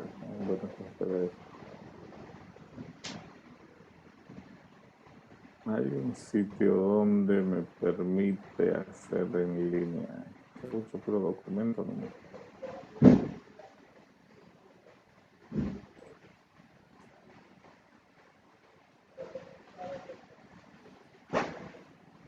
Hay una consulta. Online. Esos sistemas que, por ejemplo, son case sensitive, que le dicen, ¿no es cierto?, que diferencian entre mayúscula y minúscula, ¿depende del tipo de criptación o depende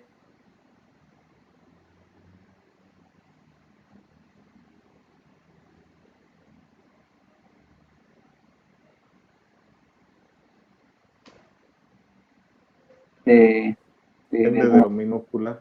Entonces, está cómo lo construyó el software, ¿no? Entonces, depende más de sensitivo o no. ¿Listo? Pero se puede revertir, por ejemplo, cuando hacemos búsquedas y si el usuario lo pone en mayúscula, tú puedes hacer un algoritmo que te transforme todo a minúscula y todo trabajar en minúscula, ¿no? Generalmente eso se hace, ¿no? Si el usuario escribe una mayúscula y la das minúscula, tú la llevas todas a minúsculas y trabajas en minúsculas, ¿no? Y así evitas ese problema, ¿no? Bueno, aquí vamos a poner tecnología web. Hay varias formas de cifrado. Ya, fíjense, necesitamos una clavecita aquí para que me genere, ¿no es cierto?, la contraseña. Vamos a poner INF 513. Entonces, este algoritmo me va a permitir, ¿no?, ocultar este texto legible en ilegible. Entonces le digo encriptar. Vamos a ver. Donde me sacó el texto cifrado, encryptions.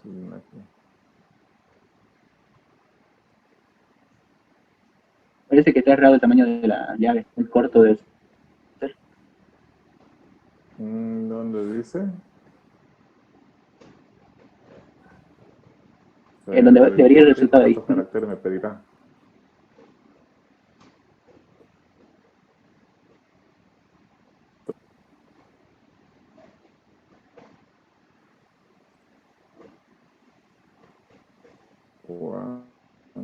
Pero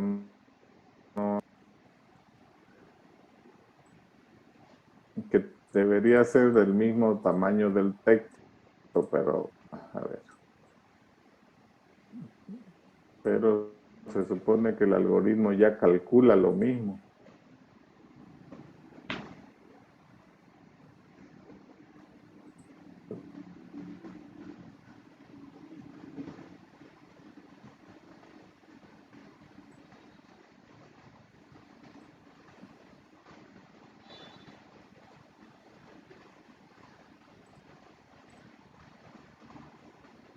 Un vector de inicialización, no. Este no debería. Bueno, pues la idea es que aquí tienes tu texto del tamaño que sea. Aquí colocas una contraseña. Generalmente no interesa el tamaño de la contraseña. La contraseña, lo que hacen los algoritmos es de 5. Lo que ellos van a hacer es repetir esos 555 de tal manera que arma el mismo tamaño del mensaje, la contraseña, ¿no? Pero él lo hace automáticamente. Es decir, que si yo aquí tengo 20 caracteres, aquí la contraseña, si yo pongo 1, 2, 3, debería ser válido porque él debería de volver a replicar 1, 2, 3, 1, 2, 3, 1, 2, 3, de tal forma de que así funciona. Pero aquí sale un mensajito. Ya. Entonces me permite transformar esto. Y luego, una vez que esto está transformado, yo puedo desencriptar, ¿no? Bajo el mismo criterio. Ya. Bajo el mismo criterio yo puedo trabajar sobre eso. No está permitiendo.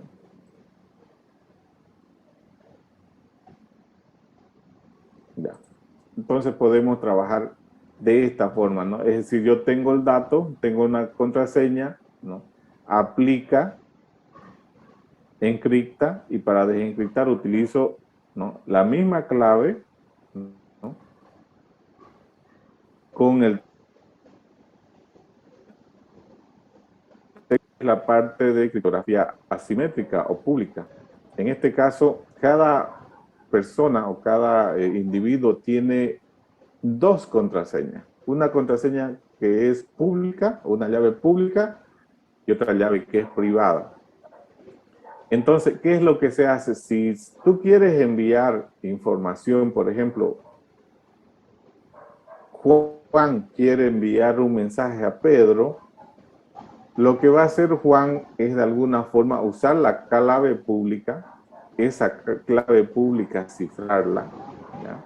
Entonces, la clave pública de, no, Juan usa la clave pública de Pedro, ¿ya? Entonces, Pedro, imagínense la clave pública como un llavero donde todos los usuarios que quieren participar de una infraestructura de clave pública tienen que tener 2 contraseñas. Una que es privada y que tú tienes que cuidarla, y otra que va a estar en un servidor público. Entonces, si yo quiero enviarte un mensaje, yo soy Juan, quiero enviarle a Pedro un mensaje, saco su llave y encripto. ¿Ya? Con esa llave encripto y esa información, ¿no? Se lo envío a Pedro, ¿no? Entonces, Pedro, como tiene su propia llave, usa su llave usando 2 claves para el proceso. La clave pública de Pedro para enviarle un mensaje a Pedro, y cuando lo recibe Pedro usa su clave privada para recibir la información. ¿Listo? Ok. ¿Listo? Entonces, de esa forma funciona el sistema asimétrico. Igual, si vamos a usar en el otro contexto, igual podemos, ¿no?, trabajar en el sentido contrario, ¿no? Pero generalmente con estructuras públicas, para un cifrado público, se usa la clave pública para enviar el mensaje y la privada para recibir. ¿Qué algoritmos nos generan esto? El RSA y el DH, ¿no? Estos algoritmos pueden usarse para la generación de este tipo de encriptado. ¿Cuál es el problema? El problema es que si hacemos una comparativa entre los sistemas los sistemas, digamos, privados, ¿no?, o simétrico y asimétrico, privado y público, es que el criptosistema asimétrico o público es más lento que el privado, ¿no? Es más lento, pero tiene muchas mejores características también.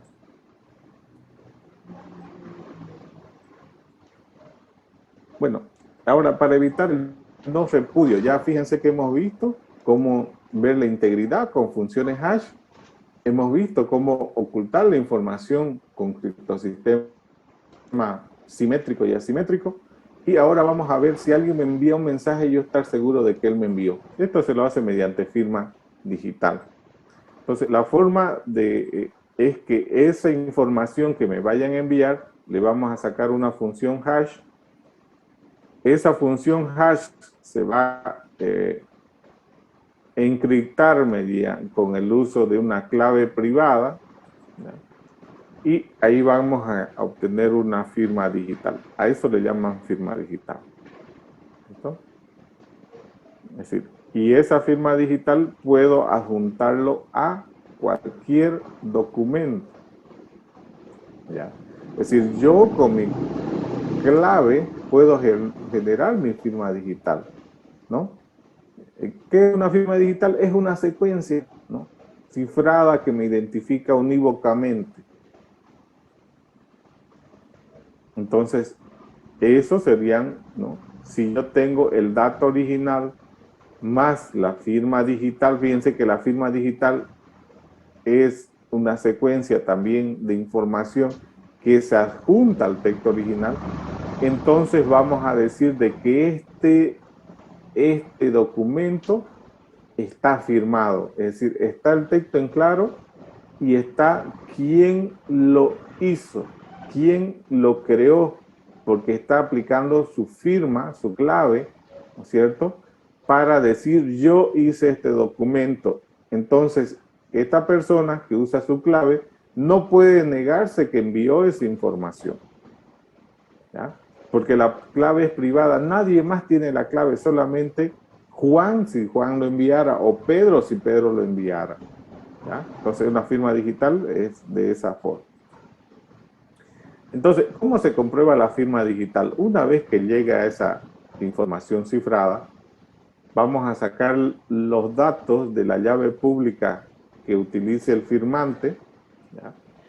Sacamos la firma digital, desencriptamos la firma digital y lo mismo los datos, aplicamos una función hash y ahí vamos a saber, ¿no?, si esa información, ¿no?, es no repudiada, digamos, es la información de quien dice ser, ¿ya? Entonces, ahí, si no coinciden, ¿no?, esos datos no son auténticos. Y si sí coinciden, esos datos son auténticos, íntegros y además validados. Entonces, con eso yo puedo saber, sí, lo envió Juan. Si eso no coincide, entonces son los datos falsos. Cualquier otro me envió. ¿Ya? Entonces, fíjense que con el uso de algoritmos yo puedo dar y evitar el no repudio, ¿no?, que alguien se niegue que hizo algo o que envió algo de un dispositivo. Bueno, ¿y qué son los certificados? Las firmas digitales y los certificados son archivos, obviamente, que contienen información en un formato estándar específico, pero para que sean considerados como certificado, una entidad tiene que firmar. Es decir, yo puedo sacar una firma, ¿no?, una firma digital o un certificado para firmar correos electrónicos, pero quien me dé ese certificado tiene que ser un ente acreditado para poder trabajar. Entonces, un certificado, ¿ya?, tiene que ser otorgado por una institución. Entonces, generalmente, un certificado o una firma digital igual tiene la parte de la contraseña pública, la contraseña privada e información de fechas de inicio, fecha de caducidad y demás cosas, ¿no? un certificado es similar a lo que es un carnet de identidad, que identifica, por ejemplo, el carnet de identidad nos identifica a nosotros como individuos únicos. Entonces, en el Internet, ¿cómo yo puedo identificar que un computador es de la Universidad Autónoma Gabriel René Moreno? Es que tengo una firma digital, porque en la firma digital debe decirme de que ese computador pertenece a la Universidad Autónoma Gabriel René Moreno, que los datos de acreditación son de la Gabriel René Moreno. ¿Listo? Entonces es un credencial, un certificado es un credencial que te acredita que eres, ¿no es cierto?, quien dice ser. Entonces, nosotros llenamos los datos de la institución y viene un ente certificador, un ente mayor, digamos, que nos acredita como tal. Entonces, cuando nos dan un certificado, en realidad lo que hacemos es, hay un ente que nos acredita que somos quien decimos que somos. El formato y estándar está el X509, hay varios formatos, ese es uno de ellos. ¿Cómo se genera esto? Si yo quiero tener un certificado, generalmente puedo sacar mediante alguna herramienta la generación de dos llaves, una llave privada y pública. Eso, información, la voy a trabajar, la llave privada la podemos almacenar, la llave pública con los datos de la persona o institución se lo envía al ente certificador. El ente certificador verifica que los datos son auténticos con ciertos documentos que te piden como individuo o como empresa. Una vez que verifican que la información es correcta, el ente certificador firma, ¿no? Te certifica que tú eres quien dice ser. ¿Ya? Entonces, y con eso te da un certificado que tiene una llave pública. Y con la llave pública es lo que todo el mundo verifica si tú eres quien dice ser. Pero fíjate que quien te certifica es un ente, una autoridad certificadora. ¿Ya? Esta llave pública va en los certificados. Por ejemplo, cuando es un certificado web, en el certificado web vamos a ver la llave pública. Y uno entra o el navegador entra, ve la llave, va y pregunta si es un ente acreditado y si responde sí que es, digamos, ¿no? Porque hay un llavero público y si está esa firma digital en el llavero público, ahí sabemos quién lo acreditó y demás cosas. Entonces, una vez que hemos solicitado, ¿no? Nos devuelven el certificado digital, ¿no? Con una clave y con eso es lo que nosotros empezamos a trabajar. Entonces, ese es el mecanismo. Generalmente, si ustedes quieren obtener una firma digital,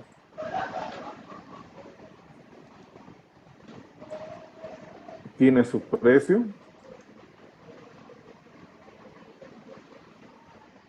Bueno, aquí tiene para Bolivia. Vamos a ver algunos sitios. Hay uno que siempre hacemos práctica con lo de redes. Vamos a entrar a esto. Solamente para ver. Y ver los precios. A ver si aparecen los precios. Fíjense, hay diferentes tipos de certificados. Estos son para sitios web, pero también pueden darte certificados para firmas digitales, ¿ya? Y obviamente tienen un precio, ¿no?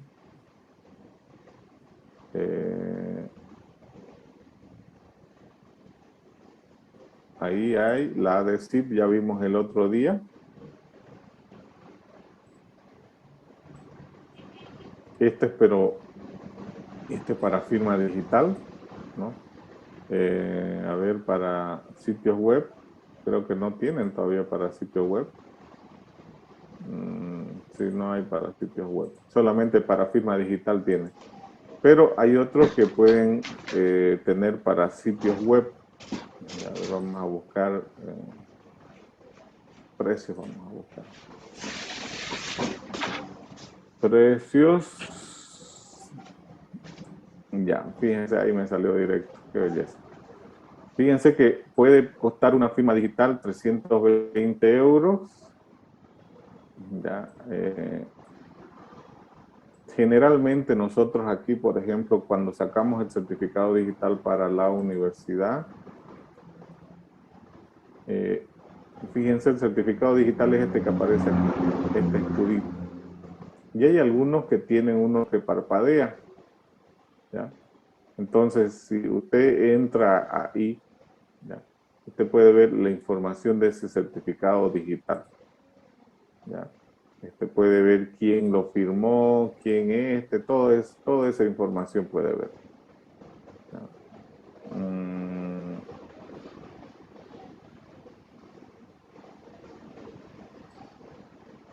Entonces puede ver la información del certificado digital. Vamos a ver ahorita dónde está. Aquí. Fíjense, aquí hay un candadito, información segura.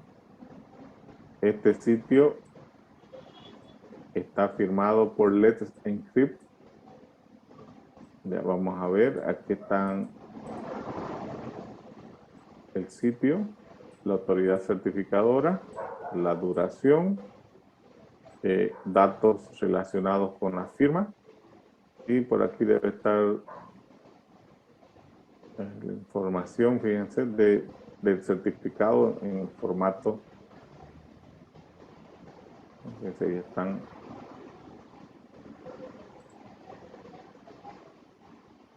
Toda esa información, quién te está firmando y demás. Ya, si entramos hacia diferentes sitios, vamos a tener información igual de ese tipo. Es decir, que una vez que yo solicito, ¿no? A nosotros les decía, para la universidad nos costó $1,200 los 2 años de un certificado digital, es decir, nos salía $600, y el único ente que lo hacía era en la Argentina y se llamaba VeriSign. Bueno, fíjense que esto de los entes certificadores está, que digamos, tienes que buscar a alguien de tu región.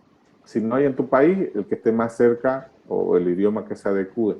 En este caso, el que había era de la Argentina, y a la Argentina le hicimos la solicitud. Para eso nos pidieron el acta de creación de la universidad, el acta de designación del rector, un conjunto de requisitos que tuvimos que digitalizar, enviar a la Argentina, y la Argentina luego verificó todos esos documentos de la universidad y nos devolvió un certificado digital, que ese certificado digital lo pusimos en los servidores de la universidad, y a partir de ese momento nos identifica que nosotros somos quien decimos que somos.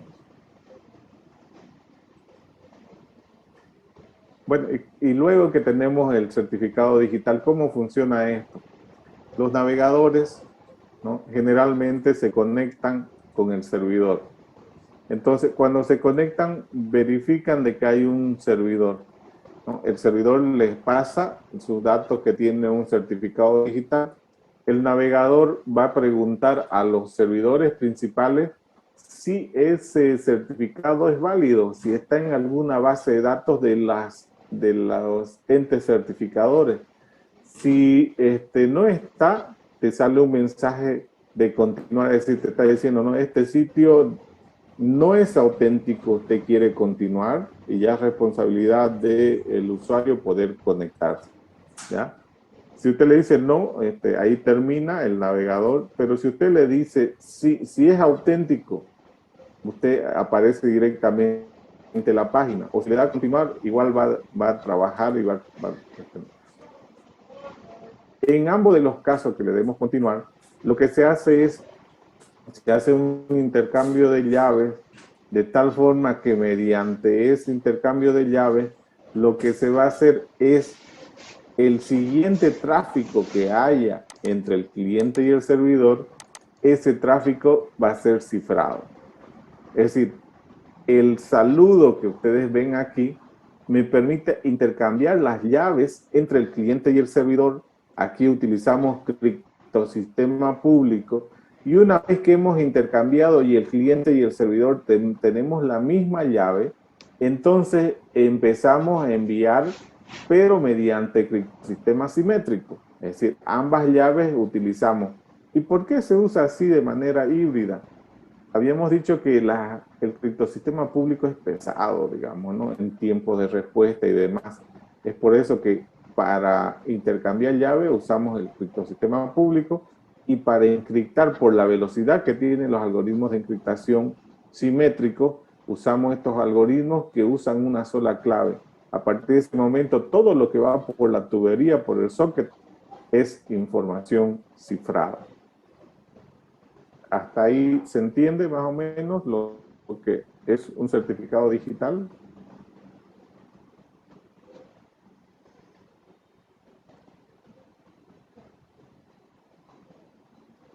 Ok, no se entendió. Bueno, cuando entren igual a la universidad, ¿no? Ahí tenemos lo que les explicaba, un certificado digital, en donde nos informa quién es el ente acreditador y quién es el que nos ha dado ese certificado, ¿no?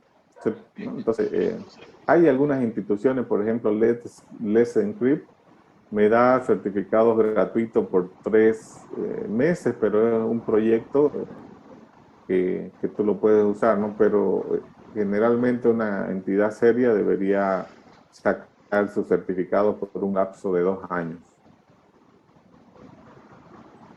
Ok. Preguntas y dudas que tengan hasta ahí.